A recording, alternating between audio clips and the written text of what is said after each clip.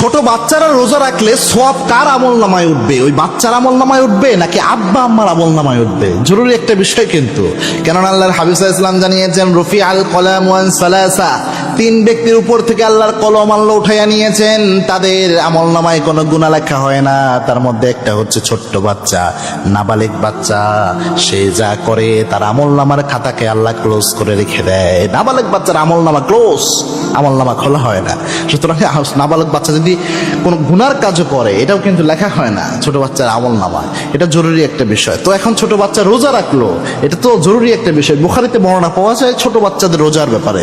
সাহাবা একরাম বলেছেন নবীজির সময় থেকেই আমরা ছোট বাচ্চাদেরকে রমজানের রোজা রাখার জন্য উৎসাহিত করতাম, মাঝে মাঝে রোজা রাখাতেন, উৎসাহিত করতেন, অভ্যাস করাতেন সাহাবা একরাম তার বাচ্চাদেরকে। তো এই আমল নামার, এই ছোট বাচ্চার আমল নামার সবটা কার আমল নামায় উঠবে?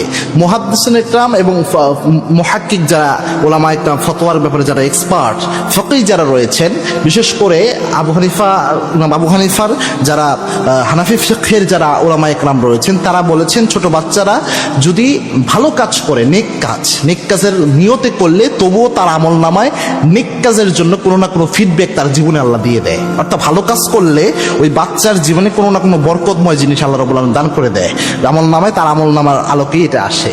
আর অধিকাংশ মোটামুটি সব উলামা একরাম বলেছেন যদি কোনো আব্বা আম্মা এই রমজানের রোজা রাখার জন্য বাচ্চাকে উৎসাহিত করে, বাচ্চাকে এই যে তাকে বুঝালো, তাকে উৎসাহিত করলো, ওই বাচ্চা নিষ্পাপ বাচ্চাটা যে রোজা রাখে এই রোজাটা কিন্তু 100% কবুল হয়। কেননা বাচ্চার রোজা কবুল না হওয়ার মতো কিছু নয়। একটা ছোট্ট বাচ্চা না খেয়ে আছে আল্লাহর ভয়ে, এটা আল্লাহ কত খুশি হয় যদি ওই বাচ্চা রাখতে সামর্থ্য হয়।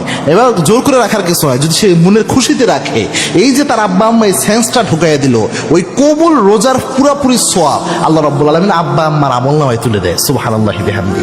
এটা কত চমৎকার একটা বিষয় দেখেছেন। বাচ্চার আমল নামা থেকে কিন্তু কমে না আমল, এবং আব্বা আম্মার আমল নামা হুবহু চলে যায়।